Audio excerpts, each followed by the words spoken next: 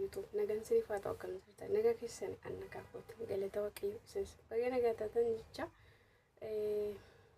jechuudha wanta ijoo tokko irratti dubbachuu barbaadeen jechuudha betalay warroota biyya arabaa jiran ilaallata wanti kun jechuudha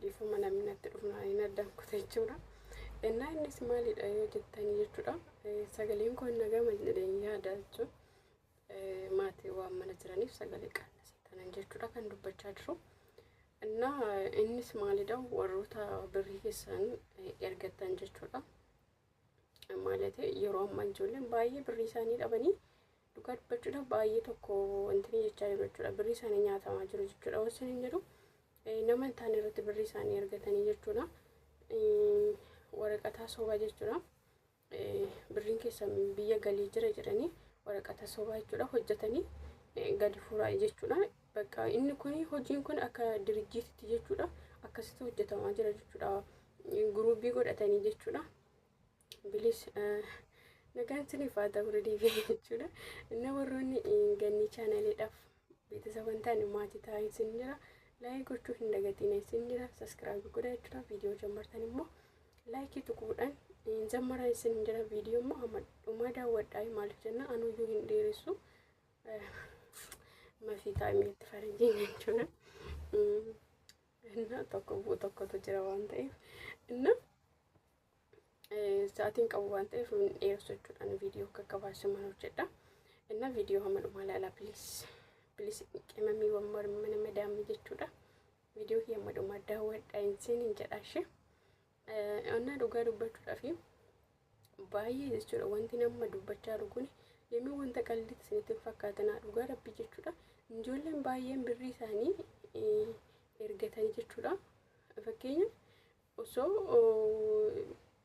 lama biyya jechuudha fakkeenya biyya birriin barbaadutti birrii barbaanne irraa birrii nu ergaa jedhuun jechuudha warra birrii ergu si ergine jedhanii jechuudha isinii sobaa jechuudha hojjetanii kazaan dura lookashinii keen fudhatu kazaan boola dhufanii osoo birriin akka Itoophiyaa gadi osoo hin gashiin waraqata sobaa si hojjetanii kazaan boola birrii kee dhufanii fudhatu jechuudha manatti inna akkasitti ijoolleen baay'ee nyaatamaa jiru jechuudha inna dhugaa dubbachuudha wanta sobaa isinitti fakkaatina waan qabatamaati jechuudha ani akka carraa ta'ee mucayyoo birrii ergitu nan beeka jechuudha walbiin goddanyaadha waan ta'eef keessaan baay'ee walitti haasofna jechuudha deebisiin bon jolumti keenyallee kana keessallee kan cabaa barbaraan jiran jechuudha jolumti jechuudha fakkeenyaaf birrii hin ergatanii immoo lookeeshinii isaanii yoo dawwalanii jarsuunii lookeeshinii san barbaadanii yoo mana isaan dhaqanii ijoolleen baay'ee silkii cufatu jiru dhugaa dubbachuudhaaf jechuudha inna akkasillee hin godhina maaliif jenna siniif gaarii miti jechuudha namni dafqa namaa nyaatu yoo kamiyyuu hin milkaa'u dhugaa dubbachuudha dafqi namaa eenyumaaf iyyuu homaa hin goone jechuudha maaliif waaqayyoon illee hin jaalatu jechuudha bara nuti keessa jiru iyyuu bara dhumtuu kana waan ta'eef bakka unkaan kan namaati miti keenyayyuu yaa waaqayyooti nu nyaachisi bakka jira mitire keenyayyuu yeroo nyaachuuf rakkisaadha dhugaa jechuudha yeroo ammaa kana innaan ijoolleen akkana gootanis biliis jechuudha dhugaa rabbi kalee akka carraa ta'ee intalatti birrii ergituutti jechuudha inna haasofsiiseen ture isheenif amma fakkeenyaaf ani warra birrii erguu bichaatu miidhamiti warri birrii ergatullee hin miidha maaliif jennaan ijoolleen baay'een birrii ergatanii jechuudha maal jedhu okamaa zariin eelaa dhukkume birrii naa ergi jedhanii akkaawuntii isaaniitti dabarsu kazaan warri birrii ergu sun immoo waan birrii harka qabatsan hin gashu kazaan booda deemanii lookeeshinii yoo isaanii san barbaadatanii achi dhaqanii hin argatan jechuudha silkii yaalaa cufatan jechuudha dhugaa rabbi silkii yaalaa cufatu jechuudha innaa akkasillee hin godhina hin jedha እና deebisanii immoo jechuudha yoo birrii argattan እና birrii keessa yoo argattanii dura nama laala jechuudha zin jettaniituma akkas kaastanii birrii keessa namatti hin kenninaa jechuudha ijoolleen yoo kan ba'ee jirani baay'ee waan baay'ee laallu jechuudha bakka betalay warri mana madaamii hojjetan xiqqooshi yoo keessallee beekuu dhiisuu dandeessa waan ta'aniif birrii keessa nama argatanitti hin kenninaa isin jedha maaliif akkatti hojjetamee dhufu wanta beekamu waan ta'eef baay'ee ulfaata jechuudha biraas isin argitan akka birrii jastadii ko birrii afurii akkas ergitu al tokkotti isa kana yoo isin jala fudhatanii badan baay'ee tokko ulfaata dhugaa. Amma ijoolleen lama akkas ta'an jirtudha. Asuma Joordaanii ijoolleen lama akkas ta'anii jiru. Suudii ammoo ijoolleen lama akkas ta'anii jiru jechuudha. እና akkasiin godhina birrii keessan nama argitan ittiin kennina jechuudha. እና hattuun baay'ee kana baay'attee jirti. Dhugaa dubbachuudhaaf ta'e taanan jechuudha. Birrii keessanii amma laal ijoolleen suuditti amma ijoolleen kun nyaataman kuni maal godhu birrii barbaannee jirra. Birrii biyyatti nu gashii jedhanii jechuudha. Kazaan intalattiin kaatee akkuma kana galchite. Dhugaa dubbachuudha. Birrii kana hin gashite yoo hin gashitu birrii kana yoo gashitu immoo maal isa dhugaa galchitiif seeta waraqata intee hojjete jira. Hojii hojjette kino birriin keessa sanii galee jira jettee isaan irratti immoo waraqata kana ergite jechuudha. Ijoolleen okay jedhanii lookeeshinii ishiin dura waan ergiteef lookeeshinii isaan dhaqanii birrii isaanii irraa taqabbalatanii inna ijoolleen lama akkasii asumatti immoo Joordaanitti illee ijoolleen nyaataman jiru jechuudha. Inna piliis birrii keessan gaafa eeggatan nama laalladhaan isiniin jedha. Yoo nama beektan yookaan jechuun nama san nama akkamirraa barattan fakkeenyaaf maatii guruupii ifa qabatan fakkeenyaaf amma guruupiin jedhamtire guruupii amantaa jechuudha. Inna guruupii san keessa ijoolleen birrii ergitu yoo jiraatte macheem osoo gabataa tokkorraa nyaattanii guruupii san keessa ijoollee san nyaattu hin jirtu jechuudha. Asumaan immoo warri Joordaan keessa jiraattanii birrii ergachuu barbaadan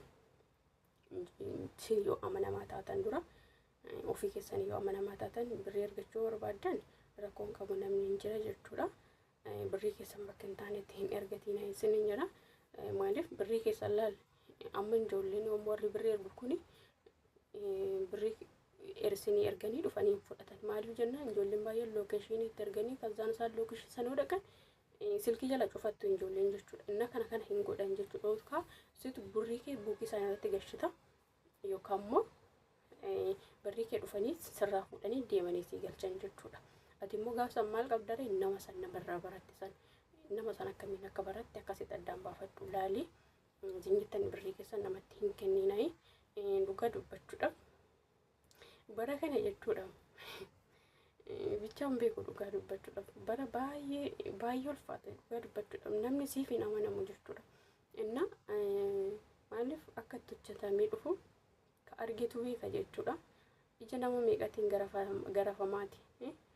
Ati bakka nama sotaatirtu nama osoo isaaniitti hin fakkaatin dhugaa dubbachuudhaaf bakka waan meeqasiin jedhamaati. Osoo nyaatiin osoo hin dhugin yeroo ko ruuziin maanka takka mukaan amma fakkeenya yeroo kana baay'ee oomti muqatiin jiramti bishaan yeroo teessee dhugdu yeroo dhabdu jira jechuudha. Akkasitti hojjetamee dhufa birrii zimbila jedheetuma birriin ikkoo jedhamu. Amma fakkeenyaaf yeroo maaliif footoo ka'anii maal poostii godhan kana waan ijoollee biyya arabaa waan namatti tolee bakka taa'anii jiru miti garuu dhugaa dhukkoo baay'eetu jira makaraa baay'eetu jira jechuudha. Ijoollee mana madaamii keessa hojjetan dhugaa dubbachuudhaaf anumarraa nu ka'ee jechuudha. Biliis waan akkana gootan birrii keessan isinii erginattanii ijoollee irraa fuutanii warra birrii keessan birrii ijoollee nyaattan isiniif hin tolu jechuudha. Dhugaa rabbii harraaf isinitti fakkaata boru garuu ibidda isinii ta'a jechuudha. Bakka waan nama ofii keessan qabdan yoommoo jechuudha. Rakkattanis ta'e nama san rakkadha akkasumas rakkana oolchaa jedhama malee nama shawwaduun ikkoo qarooftinnatii miti jechuudha. Nama gowwaadha malee dhugaa dubbachuudha. Amma namni tokko gaafa maaliif nama shawwade akka bilxiitti of ilaala jechuudha. Miti kan shawwadame santu bilxiidha malee ati shawwadde sun gowwaadha dhugaa dubbachuudha.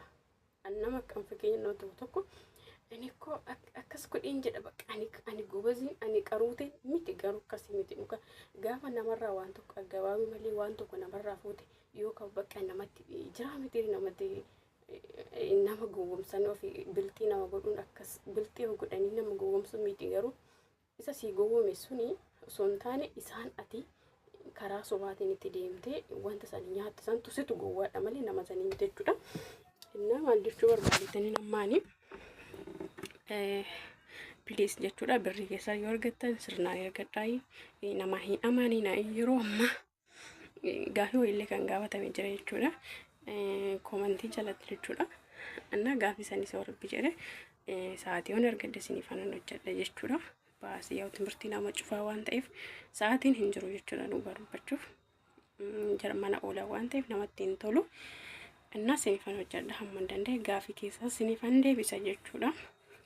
Dadhabe immoo Itoophiyaa galeettanan guyyaa tokko hunda isaayyuu sinii deebisa ishee inshaallah. Inna akkasii sinin jedha waan wajjin turtaniif guddaa tokko galatooma isin jedha baay'ee sin jaalladha baay'ee sin kabaja nagaa dhabnaa tura.